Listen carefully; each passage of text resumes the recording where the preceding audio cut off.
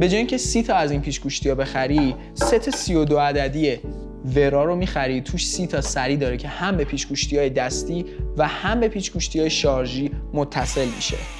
اول از جعبه این ست شروع می‌کنم. وقتی درشو برمی‌دارم مثلا خیلی بسته‌بندی لاکچری داره. اینجا یه دکمه فنری داره، باز میشه و واقعاً بی‌نظیره.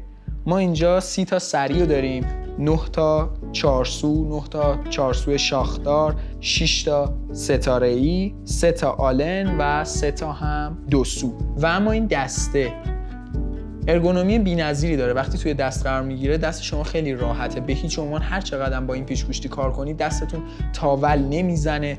پیچ‌گوشتی هم آهنربای بسیار قوی داره و هم رپیدیتور داره. وقتی که میخواید سری این پیچ‌گوشتی رو داخلش قرار بدید فقط کافیه اون رو به داخلش فشار بدید و خیلی ساده اون وصل میشه و به هیچ عنوان دیگه جدا نمیشه و برای جدا کردنش کافیه این رو به بالا هل بدید تا سری پیچ‌گوشتی جدا بشه.